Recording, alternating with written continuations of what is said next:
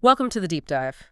We're the podcast where we really get into complex topics and try to bring you the core insights. That's the plan. Today we're heading to Sierra Leone. It's a small nation in West Africa, but one with incredible resilience, as you'll hear. Our mission, using the sources you've provided, is to navigate through its pretty rich history, its present situation, and what the future might hold. We're looking for those surprising details, those crucial links. Absolutely. And for this deep dive, we'll be exploring quite a bit. Sierra Leone's, unique mix of cultures and languages, the deep impact of its colonial past, then confronting the really tough realities of the Civil War, and finally looking at where it is now, that ongoing path to recovery, stability, and hopefully a vibrant future. Think of this as your shortcut, really. A way to understand a country that holds, both immense suffering and just incredible hope. The story is so much richer, so much more nuanced than, any headline can capture. Definitely. So let's start at the beginning. Let's ground ourselves in its roots. Right. To really get Sierra Leone, you need the basics. Geographically, it's there on the West African coast. Covers about 72,000 square kilometers, give or take. Yeah. Population's around 5.5 million. And Freetown, the capital, that's right on the coast, too. It's the main hub, the bustling center.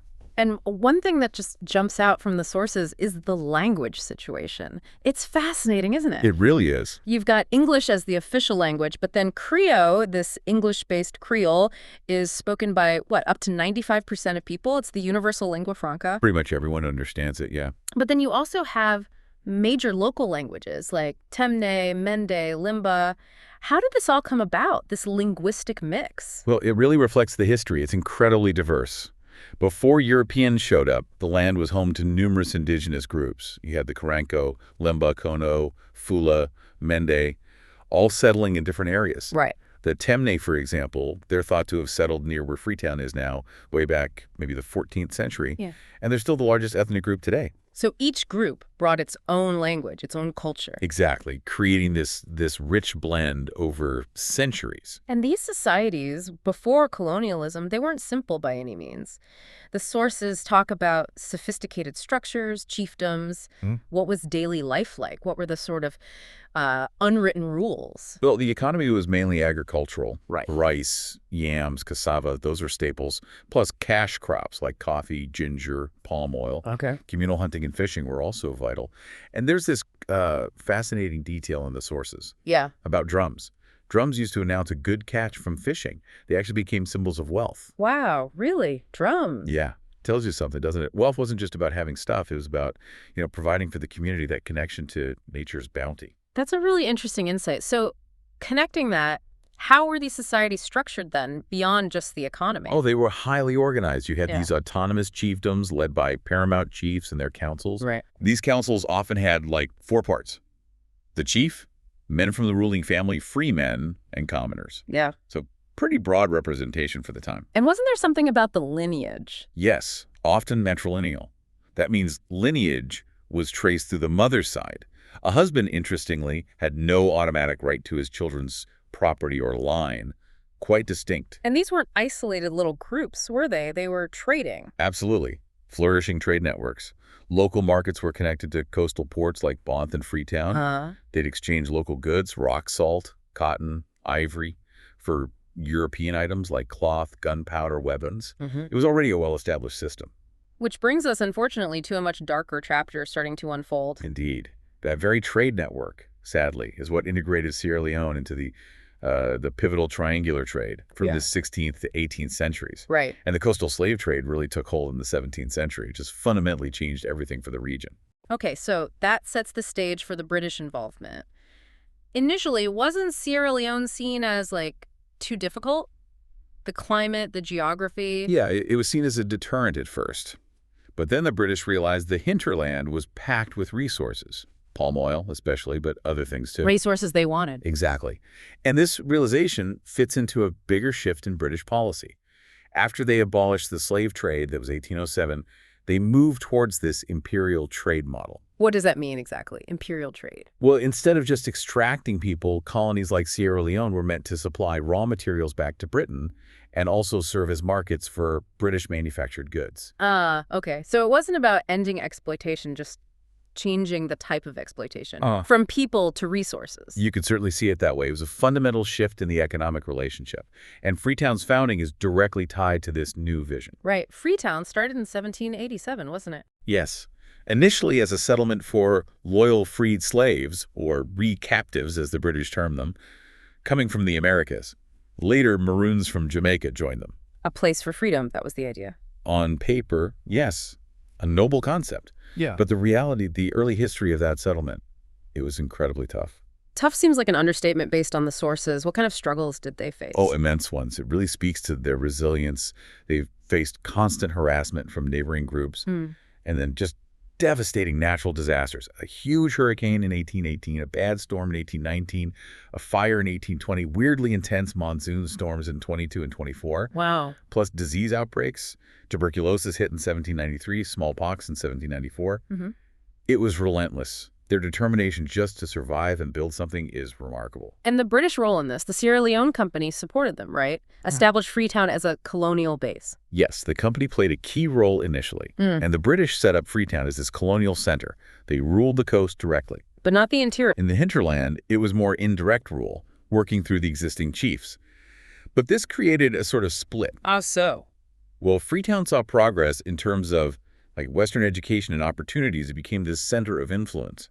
But the sources point out that prejudices developed against Africans who weren't from Freetown. A kind of class system emerged based on how close you were to the colonial power structure. And Freetown itself was incredibly diverse from the start, wasn't it? You mentioned Nova Scotians, Maroons. Exactly. Nova Scotians, Maroons from Jamaica, and then liberated Africans rescued from slave ships that came from all over, places like Brazil, Guinea, the Gambia. And religion played a part. Many were Methodists, yes. This huge influx of different peoples really shaped the city, its culture, and importantly, its language. That English-based Creole really took hold there. It became a key part of Freetown's identity. Okay, let's jump forward. Mid-20th century, the winds of change are blowing across Africa. Independence movements are gaining ground. And the success of leaders in other colonies, particularly Ghana, the Gold Coast, that really lit a fire, didn't it? Sierra Leone's elites started pushing for self-rule, too. They did. And that push led to independence on April 27, 1961. Sir Milton Margai became the first prime minister. It was under a constitutional monarchy system initially. A moment of huge hope, you'd imagine. Absolutely. But looking back through the lens of the sources, the post-independence story is described as, well, disheartening and tragic. Yeah, lost opportunities, misguided priorities. That's the language used. A sense that state wealth got confused with personal wealth. Precisely. And this wasn't just, accidental mismanagement. This is where you really see the roots of the later instability being planted. How so? How does that link to the Civil War? Well, the sources connect the war directly to what they call the corrosive effects of the personalized authoritarian rule, particularly under Siaka Stevens, who led from 67 to 85. Okay. What did that rule entail? His regime systematically dismantled civil society, democratic accountability, even imposed forced savings on peasant farmers. Forced savings? Yeah, essentially squeezing the rural population. It wasn't just bad governance. It was actively breaking the social contract. People lost faith in the state, withdrew into the informal economy. Which made them vulnerable. Exactly. It created this environment of deep discontent and eroded trust, making the population susceptible to, well, other forces. And then, March 1991, the explosion. The Revolutionary United Front, the RUF, invades from Liberia. Charles Taylor's involved. Yes. They came in with this populist message, democracy, freedom, and justice. That was the banner. But the reality on the ground was horrific. Brutal tactics, torture, mass killings of civilians, mutilation, the cutting off of limbs became tragically symbolic. Villages just burned to the ground. The ideology seemed, well, paper thin. So what was really driving it, according to the sources? Fundamentally, it was a struggle for control over the diamond trade. That's the stark assessment. The blood diamonds. Exactly. It's a tragic irony, isn't it? The very resource that could have fueled development became the currency of conflict, turned the nation's wealth into its curse. We see that pattern elsewhere, sadly. And the RUF gained control of diamond areas. By 1995, yeah, they were major players in the diamond fields. They used that wealth to buy weapons, fund their fighters, just kept the conflict going. It was a long, brutal war. There was a coup in 97. The RUF even occupied Freetown for a time in '99. Yes, the occupation of Freetown was particularly devastating, just unimaginable suffering for the civilians trapped there. Eventually, the international community had to step in more forcefully. ECO is the regional body UN peacekeepers, the British too. Yes, interventions by ECOs, the UN, and a significant British operation eventually helped turn the tide. And the war finally ended in 2002. Officially, yes. But the cost? Mm-hmm. It was staggering. Estimates of the dead vary widely, maybe 50,000, maybe up to 200,000, plus the infrastructure, hospitals, schools, water systems, utterly destroyed. It wasn't just physical destruction, was it? It eroded the state, left deep societal scars. Profound scars, scars that are still shaping the country today, absolutely. So let's talk about that recovery. Since 2001, 2002, there have been reconstruction efforts. Yes, significant efforts. Gradual economic rebuilding, definite strides towards political stability. They restored multi-party democracy with the 2002 elections. It's a real testament to resilience. But the challenges remain huge. Immense. Despite progress, Sierra Leone is still one of the world's poorest countries. And some of the statistics are just stark. Like maternal mortality. Yeah. It is one of the highest rates globally, 1,360 maternal deaths for every 100,000 live births. That figure is shocking. And the healthcare system supporting that? Severely, severely under-resourced. The sources mention just 2 obstetrician gynecologists for the entire country. Only 15 doctors nationwide for 6 million people. 15! That's barely conceivable. And apparently no new doctors have actually been trained in Sierra Leone in the last 5 years. Mental health support is also incredibly scarce, maybe 1 psychiatrist per 2 million people. It paints a picture of a system stretched beyond breaking point. And healthcare isn't the only major challenge, right? Environmentally. No, environmental pressures are huge too. Yeah. Deforestation is a major issue. Climate change impacts are hitting our temperatures have risen. Nearly 1.8 degrees Celsius. You're leading to. More flooding, more landslides, which in turn affects food security. And then you have problems linked to rapid, often unchecked urbanization, especially in Freetown, waste disposal issues, unsafe water. It all creates health problems from pollution. It's all interconnected. A web of challenges. But amidst all this, the sources highlight something crucial. The youth. Yes.